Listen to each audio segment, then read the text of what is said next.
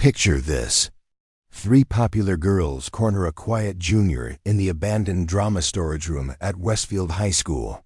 One holds a thick black marker, another grips the girl's wrists, while the third films everything for their viral humiliation campaign. They're planning to write "loser" across her forehead in permanent ink, laughing as they imagine the thousands of views this will generate across their social media platforms.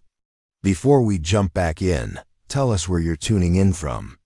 And if this story touches you, make sure you're subscribed, because tomorrow, I've saved something extra special for you.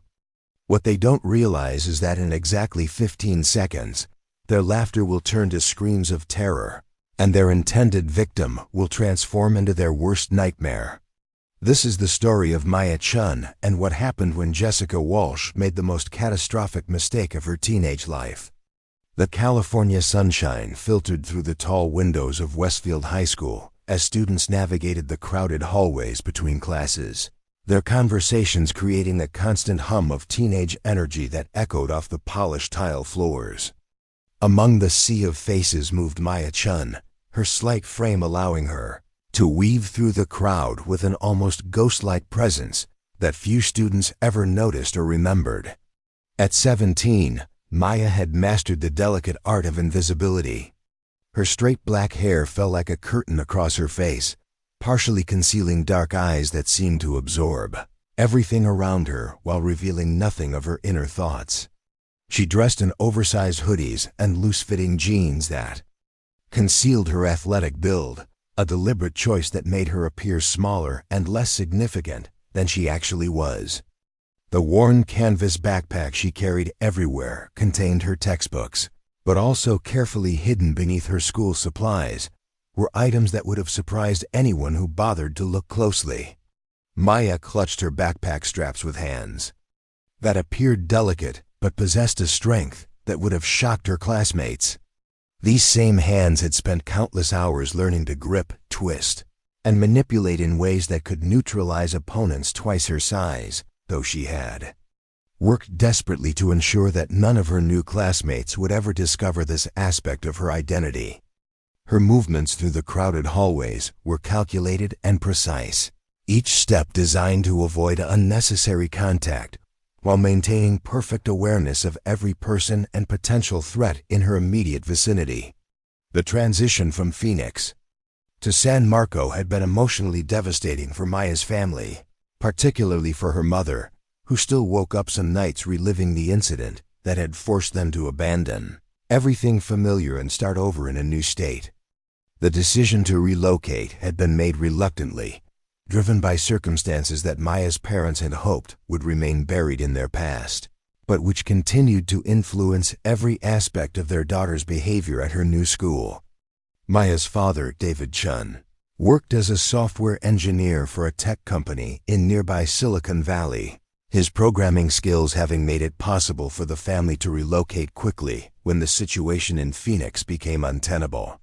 Her mother, Linda, had found work at the local hospital as a registered nurse, though the stress of their circumstances had taken a visible toll on her health and peace of mind. Both parents lived in constant fear that their daughter's past would somehow follow them to California, and they had made Maya promise repeatedly that she would never again allow her training to surface in any situation that might draw attention to their family. The promise Maya had made to her parents weighed heavily on her conscience every single day as she navigated the complex social dynamics of Westfield High School. She had sworn to them that she would endure whatever challenges arose at her new school without resorting to the skills that had gotten her into trouble in Phoenix, regardless of how difficult that restraint might prove to be. The memory of her parents' tears when they had been forced to leave their home, friends, and established life behind continued to reinforce her determination to maintain her carefully constructed facade of helplessness, even when every instinct screamed at her to defend herself or others. What none of her classmates suspected was that beneath Maya's baggy clothing and submissive demeanor lay the body of someone who had been training in Brazilian Jiu-Jitsu since the age of 8. Her seemingly nervous fidgeting masked hands that could execute complex joint locks and chokes with devastating precision, while her tendency to avoid eye contact actually concealed the tactical awareness of someone who had learned to read body language and assess threats with the skill of a professional fighter. The careful way she positioned herself in every classroom and public space reflected not timidity, but rather the ingrained habit of someone who had been trained to always maintain visual control of her environment and keep potential escape routes readily available. Maya's training had begun innocently enough when her parents had enrolled her in martial arts classes to help build confidence and physical fitness. Neither David nor Linda had anticipated that their quiet, bookish daughter would display such natural aptitude for grappling arts that she would eventually train under some of the most respected Brazilian Jiu-Jitsu instructors in Arizona. Her progression through the belt rankings had been remarkably rapid, and by the time she reached high school, Maya had been competing successfully against adult women in regional tournaments, earning recognition as one of the most promising young fighters in the Southwest. The incident that had changed everything occurred during Maya's sophomore year in Phoenix, when she had witnessed 3 older students attempting to seriously injure her younger brother Tommy after a basketball game. The attack had been unprovoked and vicious, with the older boys using their size advantage to inflict what could have been permanent damage on the smaller child. Maya's intervention had been swift and decisive, her training taking over as she neutralized all 3 attackers with techniques that left 2 of them requiring hospitalization and the third suffering injuries that would affect him for months to come. The aftermath of Maya's defensive actions had been complicated by the fact that the 3 boys she had injured came from prominent families in Phoenix, leading to legal proceedings that generated significant media attention despite efforts to keep the details confidential due to the ages of those involved. The narrative that emerged in local news coverage painted Maya as either a dangerous vigilante who had used excessive force against fellow students, or as a heroic sister who had protected her family from serious harm, depending on which version of events the reporter chose to emphasize. The legal resolution had ultimately vindicated Maya's actions as justified self-defense, but not before the controversy had made normal life impossible for the Chen family. Maya found herself either feared or celebrated by her classmates, neither of which allowed her to maintain the low profile she preferred, while her parents faced professional and social consequences from the notoriety surrounding their daughters' actions. The decision to relocate to California had been made when it became clear that the incident would continue to define Maya's reputation regardless of the legal outcome. As Maya made her way through the halls of Westfield High School, she remained completely unaware that she was being observed by Jessica Walsh, who stood near the trophy case with her 2 closest friends, evaluating the new student with the calculating eye of a predator sizing up potential prey. Jessica represented everything that Maya had hoped to avoid in her new environment, a socially dominant student who had built her reputation on her ability to identify and exploit the vulnerabilities of others, particularly those who appeared to lack the social connections or personal strength necessary to defend themselves effectively. Jessica Walsh commanded attention wherever she went at Westfield High School. Her carefully maintained blonde hair and designer clothing marked her as someone who possessed both the resources and the confidence to set trends rather than follow them, while her position as captain of the cheerleading squad provided her with a platform for the kind of social influence that could make or break a student's reputation within days. Her family's wealth, derived from her father's successful chain of car dealerships throughout the region, had provided Jessica with advantages that extended far beyond material possessions to include the kind of social connections that made her effectively untouchable within the school's power structure. The foundation of Jessica's dominance at Westfield High School rested on her sophisticated understanding of teenage psychology and her willingness to exploit the insecurities and fears that drove adolescent behavior. She had learned to identify Students who possess the characteristics that made them ideal targets for systematic harassment, social isolation, apparent vulnerability, and most importantly, the kind of secrets or insecurities that could be weaponized for maximum psychological impact. Her success in this regard had earned her a substantial following on social media platforms, where her documentation of other students' humiliation generated the kind of engagement that translated into real social capital and increasingly lucrative sponsorship opportunities. Jessica's approach to target selection had become increasingly sophisticated as her understanding of viral content creation had developed. She had discovered that the most successful harassment campaigns focused on students who appeared to be hiding something significant about themselves, as the revelation of carefully guarded secrets created the kind of narrative tension that kept audiences engaged throughout longer video content. The psychological pressure of being exposed and humiliated in front of peers generated authentic emotional responses that resonated with viewers in ways that scripted content could never achieve. Maya Chen had triggered every one of Jessica's instincts about profitable targets from the moment she had first noticed the new student attempting to blend into the background during lunch period. The girl's obvious efforts to remain invisible suggested secrets worth uncovering, while her careful body language and hypervigilant awareness indicated someone who had compelling reasons to fear exposure. Jessica's experience had taught her that students who worked hardest to avoid attention were often the ones who would provide the most dramatic content when their carefully constructed facades finally cracked under pressure. Ashley Brooks represented the perfect complement to Jessica's leadership style, bringing her own substantial social credentials and unwavering loyalty to their partnership while possessing the kind of athletic presence that made resistance seem futile to their chosen targets.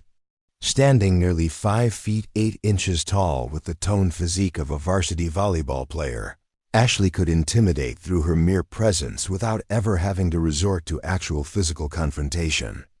Her auburn hair was typically pulled back in a high ponytail that emphasized her sharp cheekbones and piercing green eyes, while her athletic achievements had earned her recognition throughout San Marco County and generated interest from college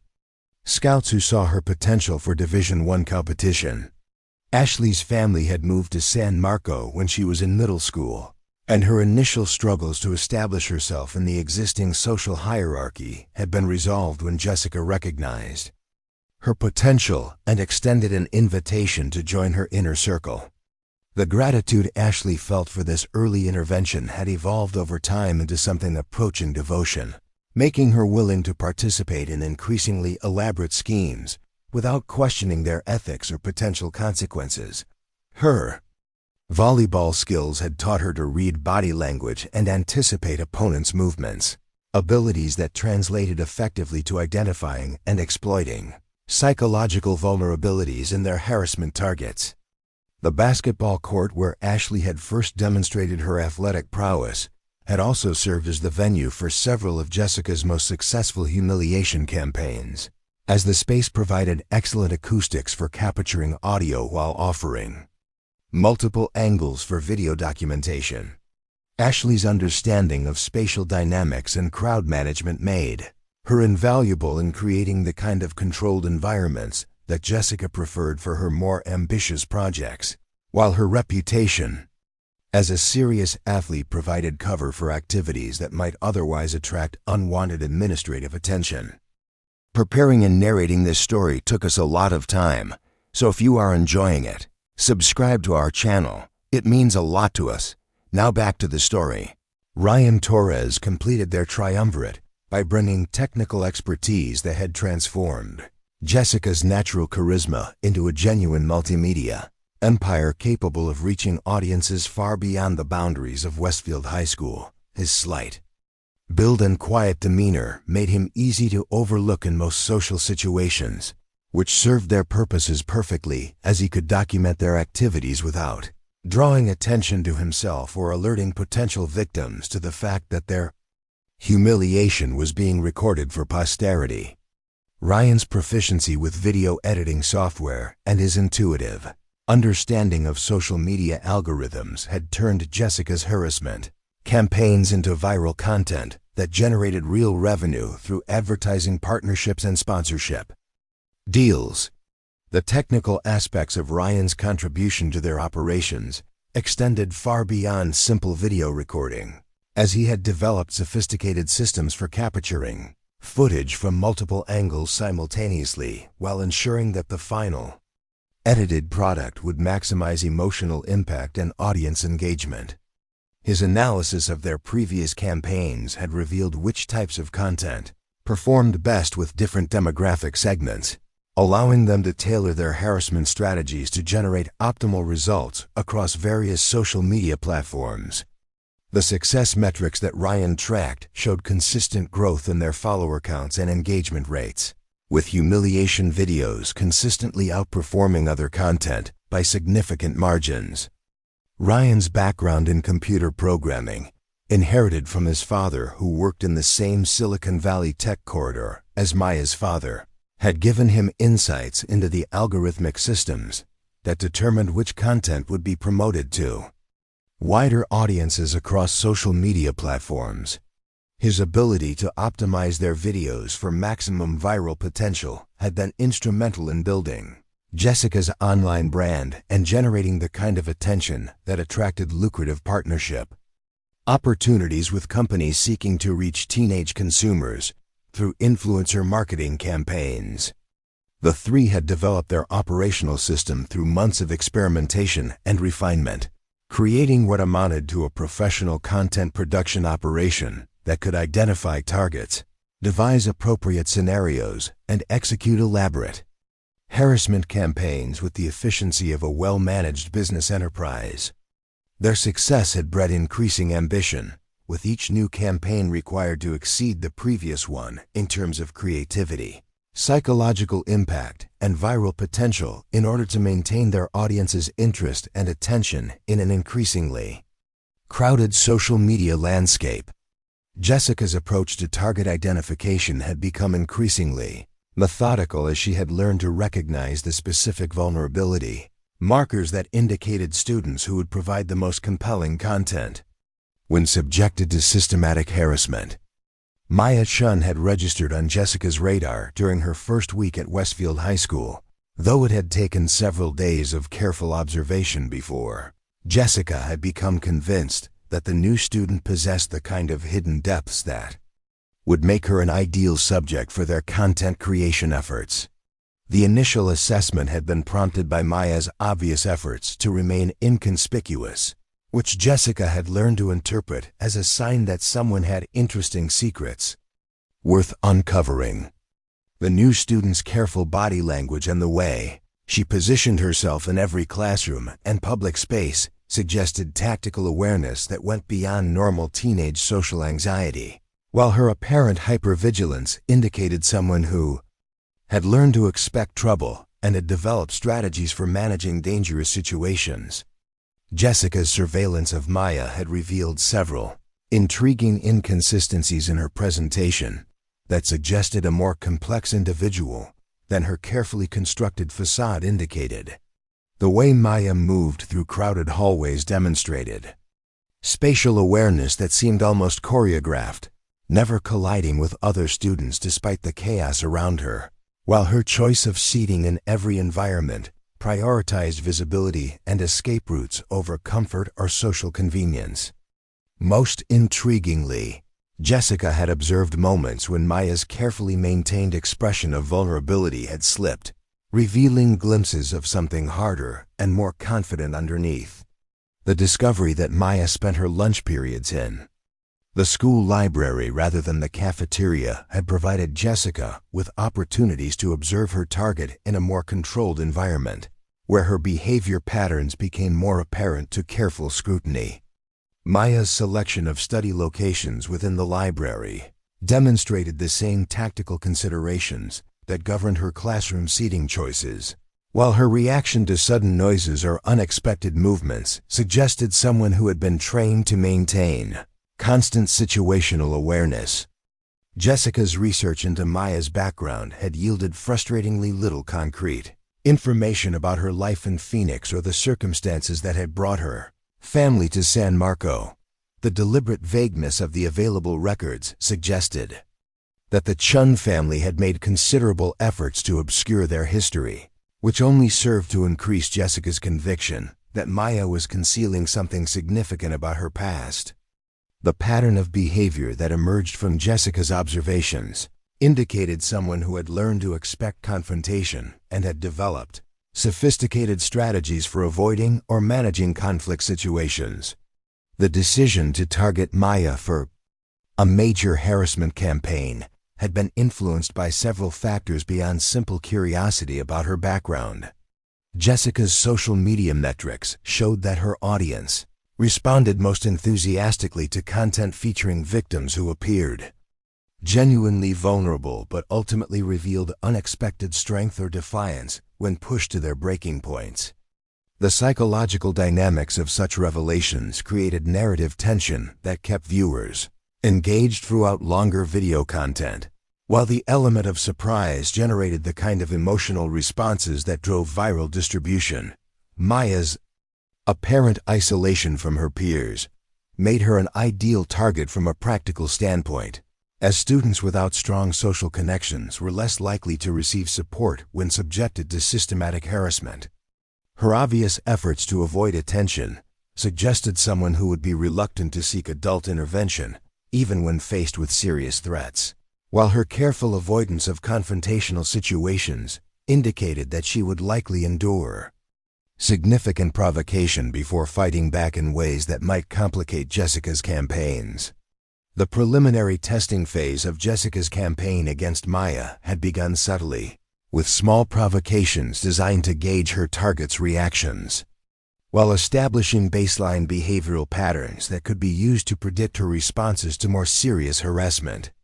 These initial probes had taken the form of apparently accidental encounters in hallways, deliberately blocked pathways that forced Maya to navigate around human obstacles, and strategic positioning that made her uncomfortable without providing clear evidence of intentional harassment. Maya's responses to these early provocations had been exactly what Jessica had hoped to observe, demonstrating restraint and conflict avoidance that suggested she would endure significant escalation before abandoning her passive stance. The consistency of Maya's reactions across multiple incidents indicated either remarkable self-discipline or extensive training in managing high-pressure situations, both of which suggested that breaking through her defenses would require more sophisticated tactics than Jessica typically employed in her harassment campaigns. The planning phase for Jessica's ultimate confrontation with Maya had involved careful consideration of location, timing, and methodology to ensure maximum psychological impact, while minimizing the risk of adult intervention. The old drama storage room had been selected for its isolation and acoustic properties, while the timing during lunch period would ensure the availability of student witnesses without the risk of faculty oversight that might complicate the scenario Jessica was planning to implement. The Dragon Phoenix Dojo in Phoenix, Arizona had been more than just a martial arts training facility for Maya Chen. It had been a second home where she had discovered abilities that would fundamentally alter the trajectory of her entire life. The converted warehouse space, with its worn wooden floors and walls lined with mirrors that reflected countless hours of dedicated practice, had witnessed Maya's transformation from a timid 8-year-old into one of the most formidable young Brazilian Jiu-Jitsu practitioners in the Southwest region. The distinctive smell of sweat and determination that permeated every corner of the facility had become as familiar to Maya as her own bedroom, marking the space where she had learned not just how to fight, but how to understand the deeper philosophy behind martial arts mastery. Master Roberto Silva had been the guiding force behind Maya's development, recognizing her natural aptitude for grappling arts from their very first training session, when she had demonstrated an intuitive understanding of leverage and balance that typically took students months to develop. His weathered hands, scarred from decades of competition and instruction, had guided Maya through the intricate techniques that formed the foundation of Brazilian Jiu-Jitsu, teaching her that true mastery came not from aggression or brutality, but from the intelligent application of technique and the patience to wait for the perfect moment to execute decisive action.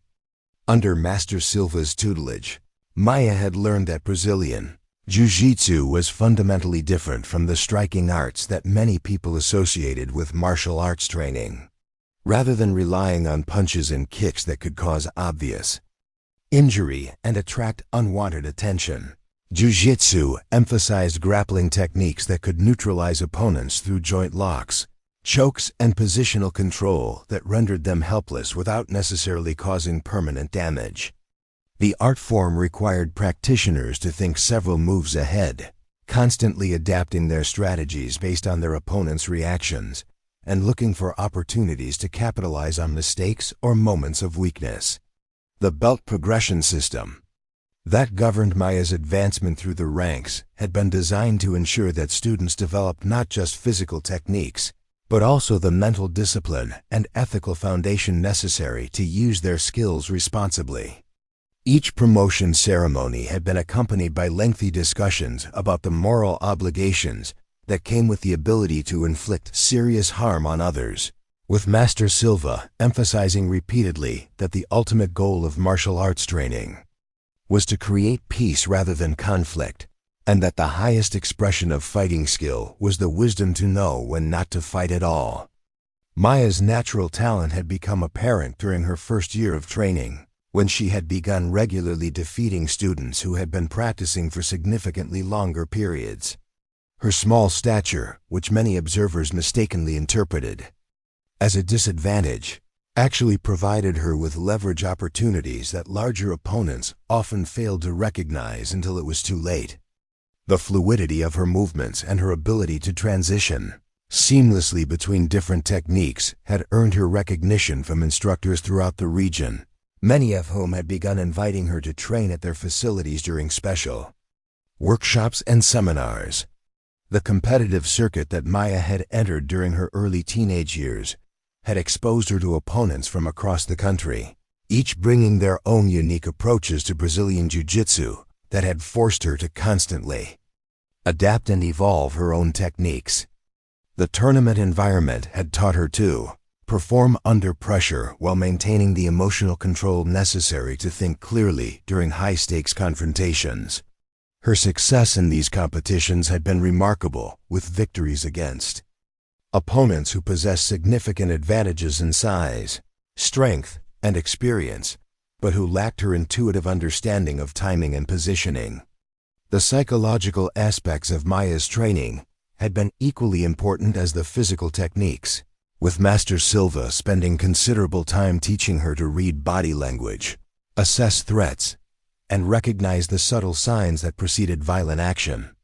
These skills had proven invaluable in everyday life, allowing Maya to navigate potentially dangerous situations by identifying problems before they escalated to the point where physical intervention became necessary. The heightened awareness that had developed through years of training had become so ingrained that Maya often found herself unconsciously cataloging potential threats and escape routes, even in seemingly safe environments. The incident that had changed everything for Maya's family had occurred during a seemingly routine evening when she had been waiting for her younger brother Tommy to finish basketball practice at their local community center. The three older students who had cornered Tommy in the parking lot had been known troublemakers who had been escalating their harassment of younger students for months, but school administrators had been reluctant to take decisive action due to the family's political connections within the Phoenix School District.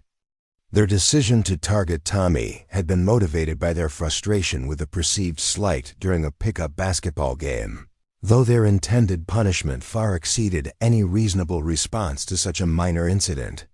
Maya's observation of the attack had triggered an immediate response that bypassed her usual careful consideration of alternatives, as she recognized that Tommy was in immediate danger of serious injury from opponents who significantly outweighed him and showed no indication of restraint in their assault.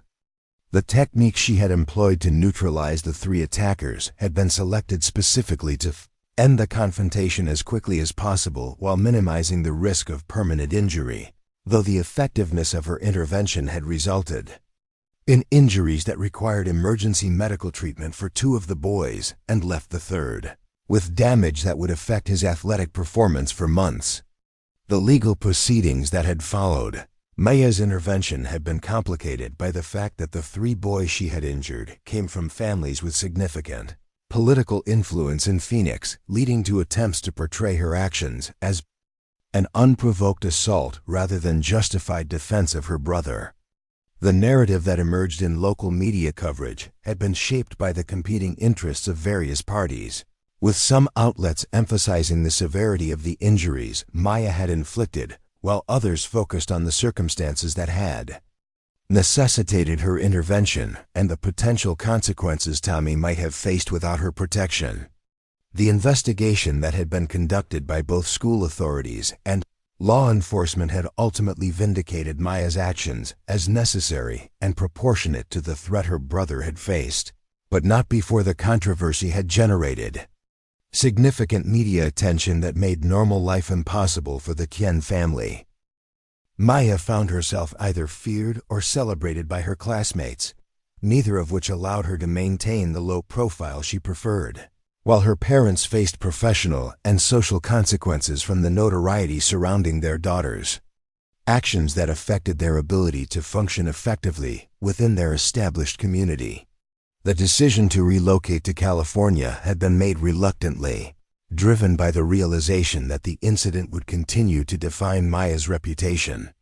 regardless of the legal outcome and the official vindication of her actions.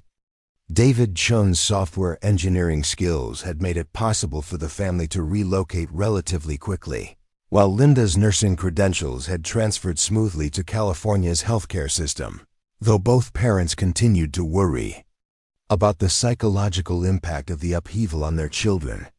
and the possibility that their past might somehow follow them to their new location. The promise Maya had made to her parents before their departure from Phoenix had been extracted during a tearful conversation in which Linda had expressed her terror at the thought of her daughter being placed in another situation where violence might erupt around her. The commitment to avoid any circumstances that might lead to the surfacing of Maya's training had been made with the best of intentions, though Maya had begun to question the wisdom of such absolute restraint as she observed situations at Westfield High School where her intervention might have prevented genuine harm to vulnerable students. The internal conflict that Maya experienced daily as she navigated the social dynamics of her new school environment was intensified by her growing awareness that her passive stance might actually be enabling harmful behavior that she possessed the skills to prevent. Her observations of Jessica Walsh's systematic harassment of other students had triggered every instinct that Master Silva had trained her to recognize as warning signs of escalating violence, yet her promise to her parents prevented her from taking the kind of decisive action that her training had prepared her to execute when such situations arose. The philosophical framework that had guided Maya's martial arts education emphasized the concept of proportional response, teaching her that true mastery lay not in the ability to inflict maximum damage, but in the wisdom to apply exactly the amount of force necessary to resolve a conflict without causing unnecessary harm. This principle had been reinforced through countless hours of discussion and practical application, with Master Silva emphasizing that the highest expression of fighting skill was the ability to neutralize threats, while preserving the dignity and well-being of all parties involved in a confrontation. Maya's understanding of these principles had been tested repeatedly during her time in Phoenix, where she had encountered numerous situations that could have escalated to violence, but had been resolved through her ability to project confidence and strength without actually having to demonstrate her capabilities. The reputation she had developed within the martial arts community had been built not just on her competitive success, but on her demonstrated ability to de-escalate conflicts and find peaceful solutions to problems that might otherwise have resulted in serious harm to everyone involved. The weight of her promise to her parents had become increasingly difficult to bear as Maya witnessed the systematic nature of Jessica's harassment campaigns and recognized the sophisticated psychology behind tactics that were designed to inflict maximum emotional damage while avoiding the kind of obvious physical confrontation that might attract adult intervention. Her training had taught her to recognize predatory behavior patterns, and Jessica's approach to targeting vulnerable students triggered warning signals that Maya found increasingly difficult to ignore despite her commitment to avoiding any circumstances that might lead to conflict. The Walsh family residence in Hillcrest Estates stood as a testament to the kind of wealth and social prominence that had shaped Jessica's understanding of power dynamics from an early age. The sprawling Mediterranean-style mansion, with its manicured gardens and circular driveway lined with luxury vehicles, occupied a position on the hillside that provided commanding views of San Marco, while literally elevating the family above their less fortunate neighbors. The interior spaces had been designed to impress visitors with their combination of expensive furnishings and carefully curated artwork that spoke to the family's success in the automotive industry that had built their fortune over 2 generations. Jessica's father, Marcus Walsh, had inherited the initial dealership from his own father and had expanded the business into a regional empire that controlled the distribution of 3 major automotive brands across 4 counties. His success had been built on an understanding of consumer psychology that recognized how status symbols and social positioning influenced purchasing decisions, lessons that had been absorbed by his daughter through years of observation and direct instruction. The confidence that Marcus projected in his business dealings had been passed down to Jessica, along with his belief that success belonged to those who were willing to take whatever steps necessary to achieve and maintain their position in society's hierarchy. The family's social calendar revolved around charity galas, political fundraisers, and business networking events that provided Jessica with early exposure to the adult world of influence and manipulation. She had learned to navigate these environments with the same calculated precision that characterized her harassment campaigns at school, understanding that the ability to read people and exploit their vulnerabilities was a valuable skill that could be applied across all areas of life. Her observations of her parents' social interactions had taught her that power was maintained through a combination of charm, intimidation, and strategic use of information, lessons that had proven invaluable in building her own empire within the teenage social ecosystem. The wealth that surrounded Jessica's daily life had provided her with advantages that extended far beyond material possessions to include access to the kind of professional services that could solve problems before they became serious complications. The family's legal team had been instrumental in managing several incidents during Jessica's middle school years, where her harassment of other students had threatened to result in formal disciplinary action, while their public relations consultant had helped craft narratives that portrayed Jessica as a victim of jealous classmates rather than an aggressor who systematically targeted vulnerable peers. Jessica's bedroom had been transformed into a sophisticated content creation studio equipped with professional lighting systems, multiple camera angles, and editing equipment that rivaled what many professional influencers used to produce their content. The success of her social media presence had attracted attention from talent agencies and marketing firms who recognized the value of her ability to generate engagement among teenage consumers, leading to sponsorship deals and promotional partnerships that provided her with substantial income while she was still in high school. The financial independence that resulted from these arrangements had given Jessica even greater freedom to pursue her harassment campaigns without concern for conventional consequences. The selection of Ashley Brooks as Jessica's primary lieutenant had been a calculated decision based on Ashley's unique combination of physical presence, social credentials, and psychological compatibility with Jessica's operational requirements. Their friendship had been forged during Ashley's vulnerable transition period, when she had been struggling to establish herself in San Marcos' social hierarchy, making her grateful for Jessica's mentorship while also creating a power dynamic that ensured her continued loyalty. The bond that developed between them had been strengthened by shared experiences of success and the intoxicating sense of superiority that came from their ability to control and manipulate their peers. Ashley's athletic achievements had provided their partnership with legitimacy and cover for activities that might otherwise have attracted unwanted scrutiny from adults who were reluctant to believe that successful student-athletes could be involved in systematic harassment campaigns. Her reputation as a dedicated team player and academically successful student had been carefully cultivated to provide contrast with the victims they selected, making it easier for observers to dismiss allegations of wrongdoing as jealousy or misunderstanding rather than evidence of actual misconduct. The volleyball training that had shaped Ashley's physical development had also provided her with insights into group dynamics and competitive psychology that proved invaluable in their harassment operations. Her understanding of how to identify and exploit weaknesses in opponents translated effectively to their campaigns against vulnerable students, while her experience with strategic planning and execution under pressure made her an ideal partner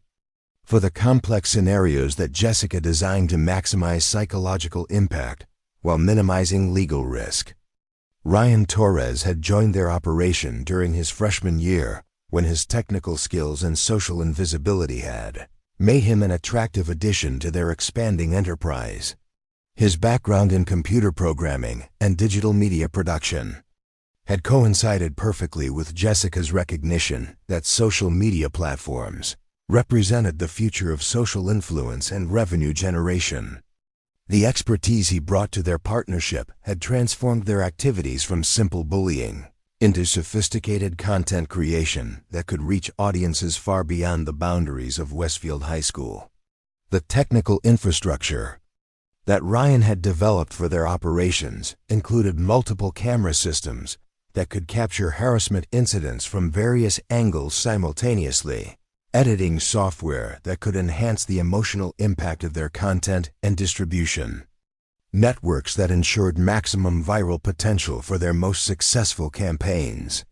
His understanding of social media algorithms and engagement metrics had enabled them to optimize their content for different platforms while building follower bases that generated real revenue through advertising partnerships and sponsored content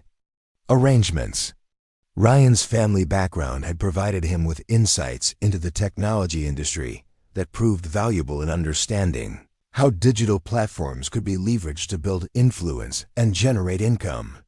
His father's work in software development had exposed Ryan to the underlying systems that governed online content distribution, while his mother's career in digital marketing had taught him how to identify and target specific demographic groups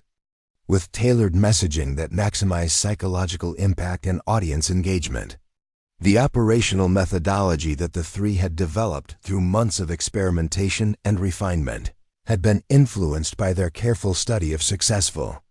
social media influencers and content creators who had built large followings through controversy and conflict.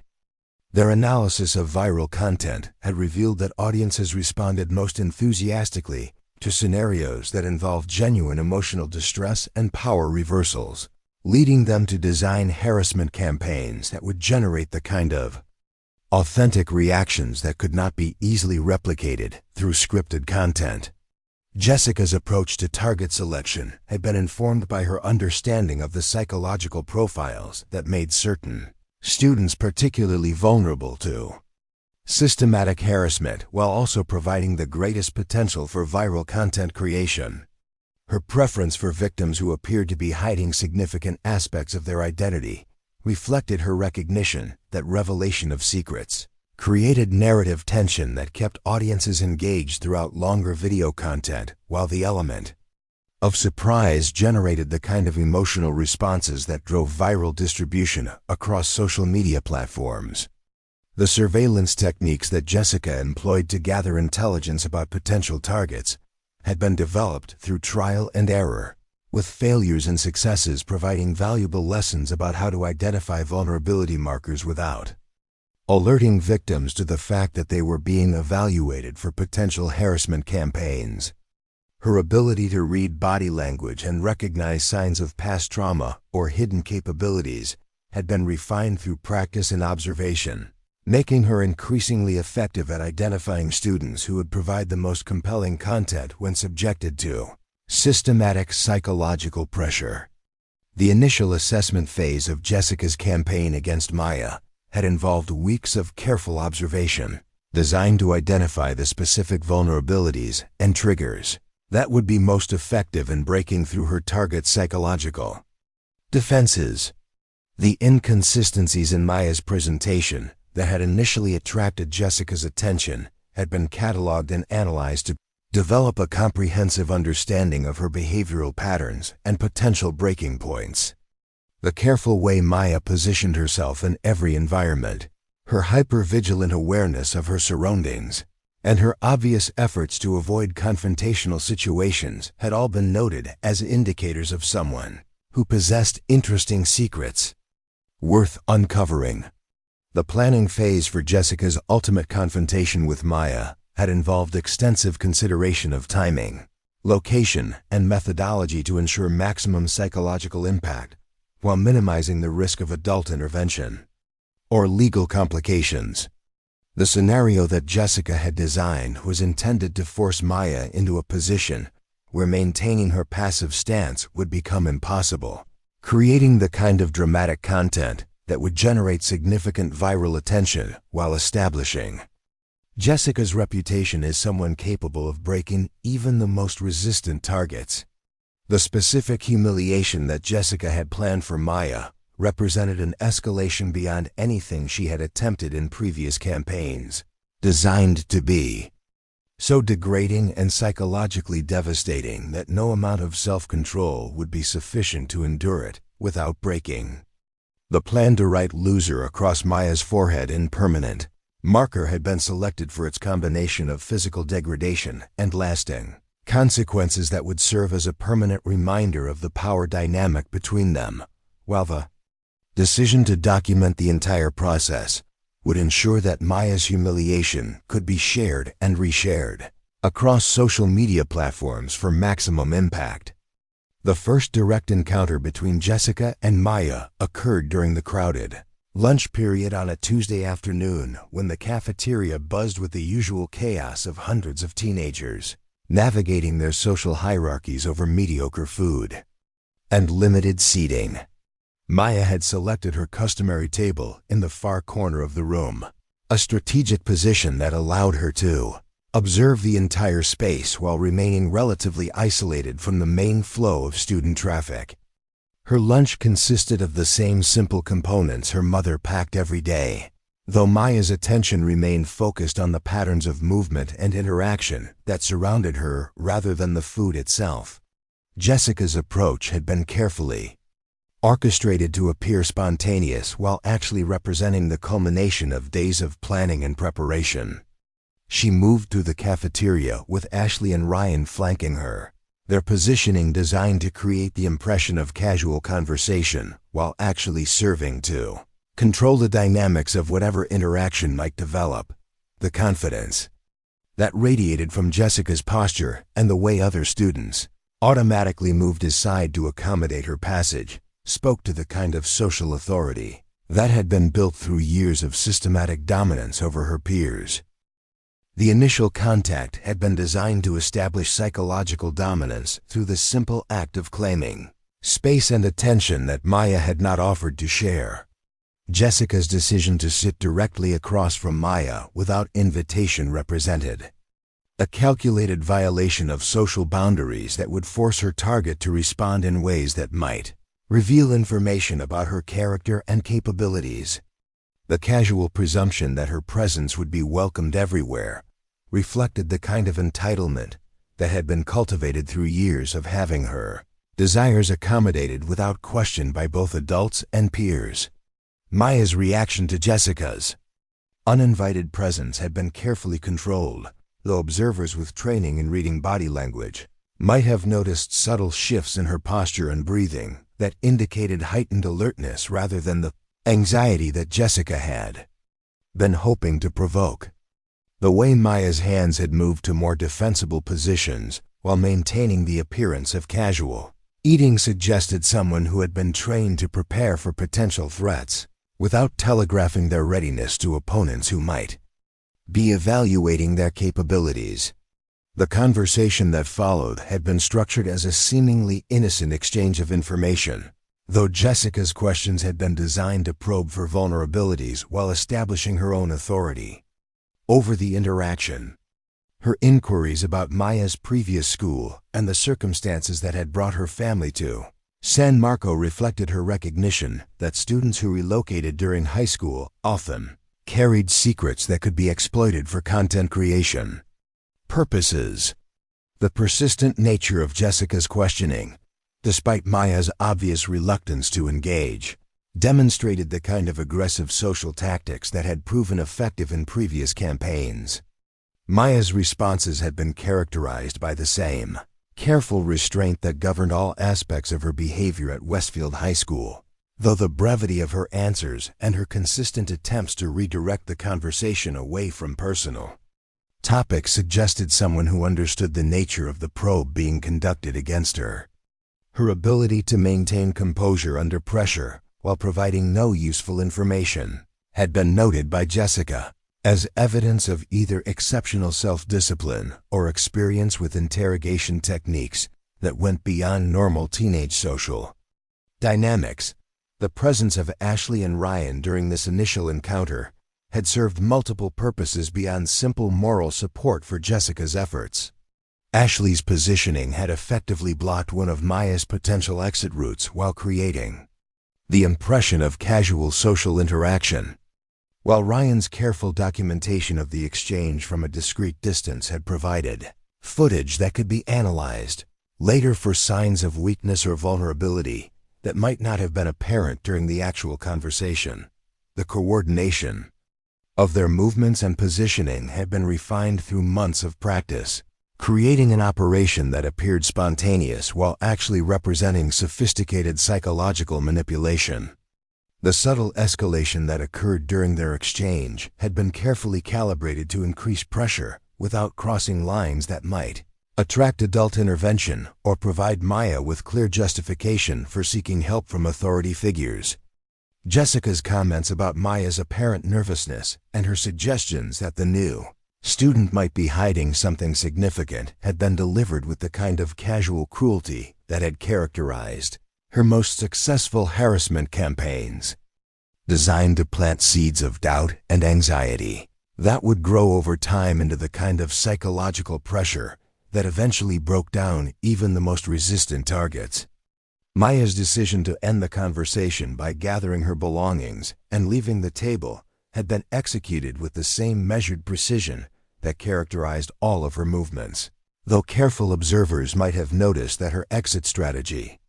had been planned to avoid confrontation while maintaining visual contact with all three of her potential opponents until she reached a position of safety.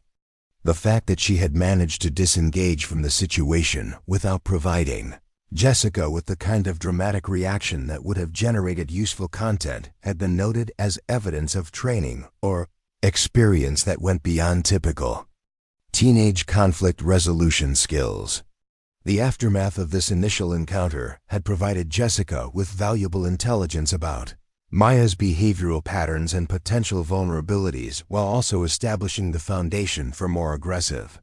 approaches that would be necessary to break through her target's psychological defenses.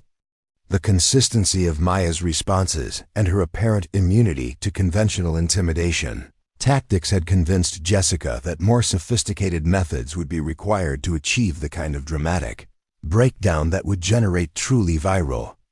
content for her social media channels. The strategic planning session that Jessica convened with Ashley and Ryan following their initial probe had been focused on developing escalation tactics that would push Maya beyond her comfort zone while maintaining the appearance of spontaneous teenage conflict rather than systematic harassment. Their analysis of the lunch encounter had revealed several potential pressure points that could be exploited in future interactions, while also identifying the need for more aggressive approaches that would test Maya's commitment to avoiding confrontation regardless of the provocation she might face.